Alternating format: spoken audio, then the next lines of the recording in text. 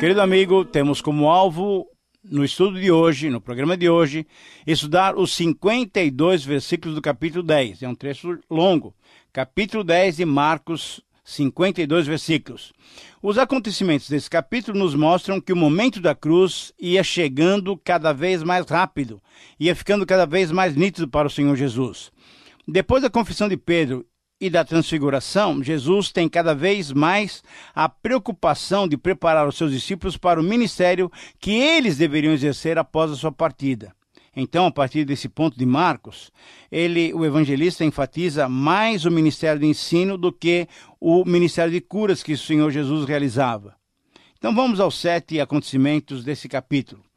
Em primeiro lugar, versículos 1 a 12, Jesus ensina sobre o divórcio. No versículo 1 encontramos uma clara divisão geográfica desse evangelho.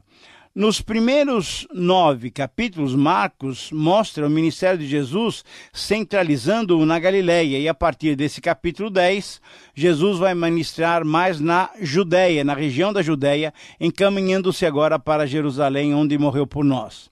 Jesus vai em direção a Jerusalém através de Decápolis, isso é, além do Jordão. As multidões continuavam seguindo e compassivamente, com muito amor, ele ensinava a todos conforme era o seu costume. O povo humilde e simples gostava de ouvir os ensinos de Jesus, mas os seus inimigos cada vez mais ficavam enciumados e estavam realmente planejando tirar-lhe a vida. No versículo 2 encontramos os fariseus com má intenção, com o desejo realmente de pegá-lo numa armadilha. Então vieram com uma pergunta capciosa. Veja só, o verso diz assim: e aproximando-se alguns fariseus, o experimentaram, perguntando-lhe: é lícito ao marido repudiar a sua mulher? É preciso lembrar que essa pergunta foi feita não porque eles quisessem aprender ou receber alguma orientação sobre o ensino, sobre o assunto. Não. Eles estavam querendo pegar Jesus, estavam querendo tentar Jesus. Aqueles fariseus já tinham sua opinião formada, já sabiam o que pensar sobre o casamento e sobre o divórcio. A pergunta deles estava, na verdade, cheia de maldade. Era uma pergunta ardilosa e até bem elaborada. Se Jesus dissesse que não era lícito, eles poderiam dizer que Jesus estava contrariando o que Moisés tinha dito lá no tempo da lei. Mas se Jesus dissesse que era lícito, então eles o acusariam de estar ensinando algo moralmente frouxo. Mas um outro detalhe ainda que devemos lembrar é que essa pergunta foi feita numa situação muito delicada politicamente, porque aquele era o território, era o templo em que Herodes estava governando. E esse Herodes, você deve se lembrar, havia abandonado a sua mulher verdadeira e havia se casado com Herodias, que era mulher do seu irmão chamado Filipe. Você deve se lembrar que João Batista condenou frontalmente esse pecado e isso lhe levou até a morte. Então os fariseus maldosamente queriam que Jesus se pronunciasse também a respeito sobre o pecado de Herodes. Era, portanto, uma pergunta, muito marota, muito capciosa, maldosa. Se Jesus apoiasse o divórcio, estaria atestando que a atitude de Herodes estava correta. Mas se Jesus dissesse que o divórcio não era lícito, estaria contra Moisés e contra Herodes, e certamente atrairia o ódio de Herodes e Herodias, e aí talvez tivesse até o mesmo fim que João Batista tinha tido, isto é, a morte. Jesus, sabendo então que não era o seu tempo, que não era o tempo da sua morte e que ela deveria acontecer de uma outra maneira, como Deus planejara, ele surpreendeu. Jesus sempre nos surpreende. E ali ele surpreendeu os fariseus com uma argumentação que só poderia vir de alguém que possuísse a sabedoria divina. É isso mesmo. Veja, nos versículos 3 e 4, Jesus disse: o que vos ordenou Moisés? Eles responderam: Moisés permitiu lavrar a carta de divórcio e repudiar. Jesus sabia que os fariseus iriam citar isso. A lei de Moisés, na verdade, lá em Deuteronômio 24, 1 a 4, dizia que se um homem casado viesse desagradar-se da sua mulher por achar alguma coisa indecente nela e dela se divorciasse, deveria sim dar à sua mulher uma carta de divórcio. O que se discutia era o significado da frase coisa indecente. Haviam duas interpretações. Os da escola do rabino chamado Shammai entendiam que essa coisa indecente significava a infidelidade conjugal. Mas os pertencentes à escola do rabino Hillel entendiam que coisa indecente era qualquer outro motivo desagradável. Infelizmente, querido amigo, nos dias de Jesus, como em nossos dias, os casais têm se divorciado e têm se separado por qualquer razão, por qualquer pretexto. Então, conforme os versículos 5 a 9, Jesus argumentou sobre o assunto, levando-o para a origem, para o relacionamento homem e mulher. Jesus passou do assunto do divórcio para o assunto do casamento. E certamente o casamento é o assunto sobre o qual devemos considerar muito mais do que sobre o divórcio. Jesus disse que por causa da dureza do coração humano é que a lei previa o divórcio. Jesus disse que foi por causa do pecado do homem que o divórcio foi permitido. Mas Jesus ressaltou que no início não foi assim, não era assim. Jesus relembrou a intenção de Deus ao criar o homem e a mulher e acrescentou que por isso deixaria o homem, o seu pai e a sua mãe, e com a sua mulher se tornaria uma só carne. E ainda concluiu dizendo o seguinte, que o que Deus juntou não deveria separar o homem. Então Jesus disse que o homem deve viver a vida do lar de acordo com o padrão original de Deus. O divórcio não estava no plano original. Não fazia parte do programa de Deus. Deus tinha algo muito melhor para o homem. Deus tinha uma vida de harmonia, de cumplicidade, de amor, de doação. É esse o tipo de relacionamento que Deus espera ver num casal. Agora temos que entender que os outros pecados e males também não estavam nos planos do Senhor. E para todos os pecados havia perdão. Então, para quem se divorcia, também pode haver perdão. Como qualquer outro pecado, o pecado do divórcio pode e deve ser perdoado. Mas para muitos, o divórcio é um pecado, como que podemos dizer, até imperdoável. Se esquecem esses que todos nós somos pecadores. E quando nos convertemos, Deus nos livra, nos liberta, nos salva, nos perdoa de todos os pecados. Mas aqui no texto de Marcos, Jesus enfatiza mais o casamento do que o divórcio. O casamento é uma instituição divina, é algo que Deus criou, uma união que não deve ser desfeita. Afinal, foi essa a orientação original de Deus. Então, os que querem se casar, na verdade, precisam saber o que é casamento, para que as tragédias, então, sejam evitadas. Não se pode fazer pouco caso da vida matrimonial. Mas o texto continua, e nos versículos 10 a 12, respondendo às questões dos discípulos, Jesus disse o seguinte: quem repudiar a sua mulher e se casar com outra, comete adultério contra ela. E se ela repudiar o seu marido e se casar com outro, comete adultério. Ora, assim é possível perceber que Jesus está abertamente contra o divórcio. Mas, em Mateus 19, nós já estudamos esse livro, estudamos esse capítulo, Jesus mencionou sobre o único caso em que o divórcio pode ser aplicado, só no caso de adultério. Mas mesmo assim, essa não era a vontade divina. De forma que é esta a única base bíblica que temos para defender o divórcio e o novo casamento. Portanto, o ensino de Jesus aqui está de acordo com o ensino mosaico e a defesa do divórcio é somente para o caso de infidelidade conjugal. Assim, mais uma vez, Jesus se desfez com sabedoria do laço, da artimanha, da astúcia que os fariseus prepararam para que ele caísse nesse laço. Mas, falando em família, vamos agora para os versículos 13 a 16, onde temos o segundo parágrafo desse capítulo. Ali, Marcos nos mostra Jesus abençoando as crianças. Logo depois da questão do divórcio, temos um episódio muito interessante em que Jesus abençoa as crianças. Certamente esse registro foi feito dessa maneira para nos lembrar exatamente essa verdade muito importante. A maior vítima do divórcio, quem são? Isso, são as crianças, são os filhos. Nos países onde o divórcio é aceito legalmente, se pode ver que os jovens desajustados, revoltados, na maioria das vezes, eles são vítimas de lares desfeitos. E o texto nos mostra que trouxeram a Jesus algumas crianças para que ele as tocasse, mas os discípulos os repreendiam. Jesus, porém, indignou-se, e conforme os versículos 14 e 16, enquanto as pegava nos braços e lhes abençoava, ele ensinou aos seus discípulos uma grande verdade, que quem não recebesse o reino de Deus como uma criança, de maneira nenhuma entraria nele. Temos então uma lição muito importante. Normalmente esperamos que os nossos filhos se tornem adultos para se decidirem por Cristo. Mas Jesus está ensinando que os adultos têm que se tornarem como crianças. Têm que se tornar como crianças, humildes e dependentes para entrar no reino dos céus. Querido amigo, além de Jesus ensinar a atenção e o cuidado que devemos ter com as crianças, com os nossos filhos, deixando-os e conduzindo-os a Jesus para que dele recebam a sua bênção, Jesus está ensinando que os adultos devem se tornar como crianças a fim de entrarem no reino de Deus. Nós precisamos abandonar aquilo que chamamos de cultura, de sabedoria, de conhecimento, de grandeza, porque na realidade tudo isso não passa de aparência, apenas de sofisticação. Tudo que produz em nosso coração vaidade, orgulho, presunção, nos afasta de Jesus.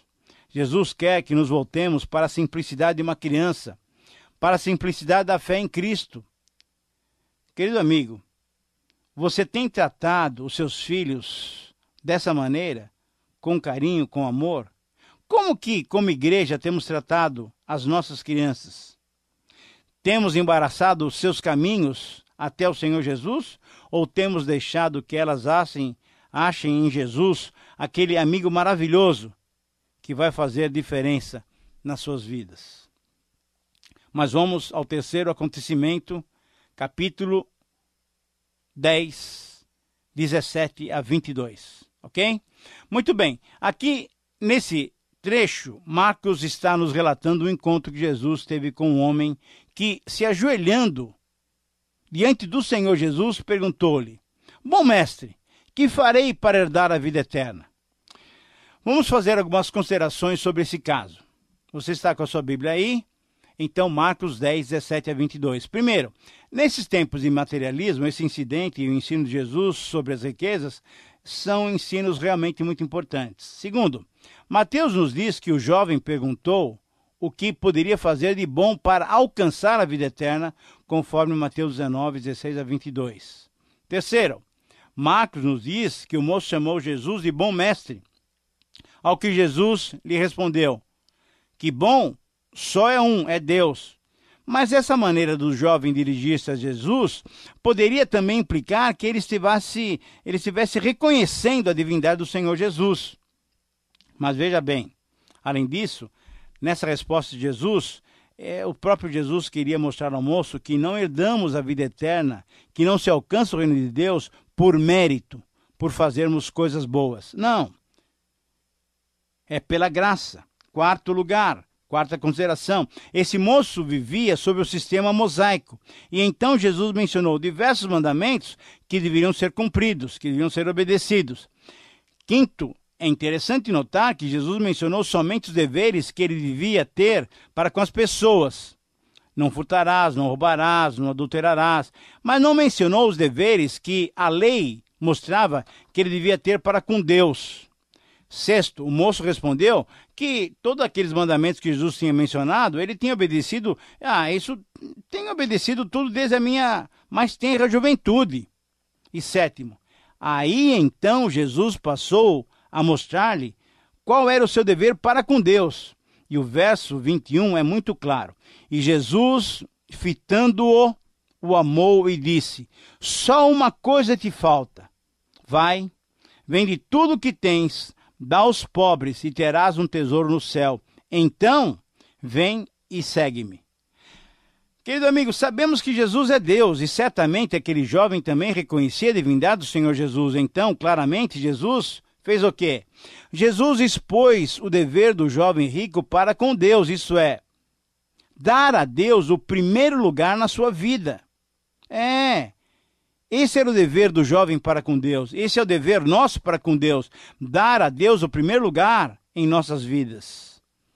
Bem, o moço agora já está ciente da sua responsabilidade diante de Deus. Jesus mandou que vendesse as suas propriedades e desse o dinheiro aos pobres e viesse e fosse segui-lo então. Jesus prometeu-lhe então um tesouro no céu. Mas o texto termina dizendo que o jovem foi embora entristecido porque ele era muito rico. Querido amigo, Jesus está vendo aquele coração e ele mandou então que ele vendesse as suas propriedades e desse o dinheiro aos pobres. Agora, você sabe por que Jesus pediu isso para aquele moço? Porque Jesus sabia que o amor ao dinheiro era a raiz de todos os males. Jesus sabia que o primeiro lugar de nossas vidas deve ser dado a Deus e não ao dinheiro. Jesus mostrou que o dinheiro pode comprar tudo, menos a vida eterna. A vida eterna é dom, é presente, é graça, é dádiva divina. Vale a pena você se avaliar. Você crê que tem a vida eterna, por quê? Porque a tua vida é correta diante de Deus? Ou porque você já recebeu a graça do Senhor e com ela a salvação? Responda, querido amigo, diante de Deus. Essa é uma questão fundamental. Agora vamos para os versículos 23 a 31. O quarto acontecimento é a sequência do assunto que Jesus estava ensinando aos discípulos. Isso é o perigo das riquezas. Diante dessa situação, diante das afirmações objetivas de Jesus, dizendo da impossibilidade dos que confiavam nas suas riquezas serem salvos, os discípulos então ficaram meio apavorados e perguntaram, conforme o versículo 26, então quem que pode ser salvo? Meu Deus, quem que pode ser salvo? No versículo 27, Jesus apresentou o seguinte princípio: para os homens é impossível, contudo não para Deus, porque para Deus tudo é possível. Querido amigo, só Cristo pode salvar o homem. Muitos pensam que tendo o dinheiro, tem tudo. Puro engano. O dinheiro pode comprar a cama, mas não compra o sonho. O dinheiro pode comprar o alimento, mas não compra o apetite. O dinheiro pode comprar o remédio, mas não a saúde. O dinheiro pode comprar a casa, mas não o lar. O dinheiro pode comprar a joia, mas não o amor. O dinheiro pode comprar qualquer coisa, mas o dinheiro não pode comprar a salvação. O dinheiro não compra a vida eterna. Essa é uma verdade irrefutável. Prossigamos. Versículos 32, 33 e 34, o quinto acontecimento, é o registro do terceiro aviso que Jesus faz do seu futuro sacrifício.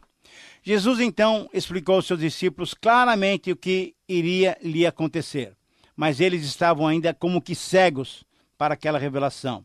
Eles ainda pensavam no Messias como um rei vencedor. Eles não podiam imaginar como alguém pudesse ressuscitar depois de ter morrido. Não passava isso pela cabeça deles. Pelo fato de Jesus falar sempre por parábolas, provavelmente os discípulos estavam pensando que essa era mais uma das parábolas de Jesus. Mas graças a Deus não era uma parábola não. Jesus estava mostrando que caminhava com segurança para o cumprimento da sua missão que nos trouxe a salvação. Versículos 35 a 45 agora, temos o sexto acontecimento e é o penúltimo nesse capítulo de Marcos, capítulo 10. Nesse acontecimento, nós temos Marcos nos mostrando exatamente como pensavam os discípulos em meio a todos esses acontecimentos. O pedido de Tiago e de João para que ocupassem postos um ao lado direito e um ao lado esquerdo de Jesus no seu reino, demonstra uma falta de visão incrível, uma falta de visão espiritual dos discípulos. No versículo 38, a resposta de Jesus foi clara: vocês não sabem o que vocês estão pedindo. E no 39, Jesus acrescentou que eles beberiam sim. Vocês querem beber o cálice? Então, vocês vão beber o cálice que ele beberia e receberiam batismo a que ele se submeteria. E nós sabemos que Tiago foi o primeiro mártir dos 12 apóstolos. E João foi o último dos 12 apóstolos a morrer, possivelmente também como mártir exilado na ilha de Patmos. Tiago e João queriam as posições mais elevadas no reino de Deus. Jesus, porém, lhes disse que a verdadeira grandeza é servir aos outros. No reino de Deus, o serviço aos outros é a maneira de se tornar grande. O desejo de ocupar as mais destacadas posições é um impedimento e não uma ajuda para o verdadeiro cristão. Jesus então nos desafia a imitarmos o seu exemplo. E Marcos, em resumo, nos diz que o próprio Filho do Homem não veio para ser servido, mas para servir e dar a sua vida em resgate por muitos. Versículo 45, que é o versículo-chave desse evangelho. A pergunta que, com certeza, Jesus está fazendo para você e faz também para mim, é: estamos dispostos? Você está disposto a viver dessa maneira? É dessa maneira que Jesus quer que vivamos. Agora vamos para o último episódio desse capítulo, os versículos 46 a 51. Depois de todos os ensinos que Marcos nos mostra Jesus ministrando, agora Jesus novamente cura um cego em Jericó. Mateus menciona a cura de 2 cegos quando Jesus estava saindo de Jericó. Lucas e Marcos mencionam um só cego e o milagre quando Jesus entrava em Jericó. Bom, essas diferenças são facilmente explicadas. Existem dois cegos e Bartimeu, por ser o mais enérgico, teve destaque. 2. Os cegos pediram a cura quando Jesus entrou na cidade, mas só foram curados, na verdade, todo o processo, só foram curados quando Jesus deixava a cidade. Terceiro, é possível ainda que a cura tenha acontecido quando Jesus saía da velha Jericó e entrava na nova Jericó, construída por Herodes, conforme Lucas 18:35. Marcos, na verdade, está enfatizando a cura de Bartimeu com um propósito bem definido. Que queres que eu te faça? Perguntou Jesus. E Bartimeu respondeu, mestre, que eu torne a ver. Então Jesus lhe disse, vai, a tua fé te salvou. E imediatamente Bartimeu tornou a ver e seguia Jesus estrada fora. Agora, vamos perceber qual foi a atitude de Bartimeu. Ele tinha um propósito muito definido. Ele foi muito objetivo em falar para Jesus. Senhor, que eu torne a ver. Mestre, que eu torne a ver.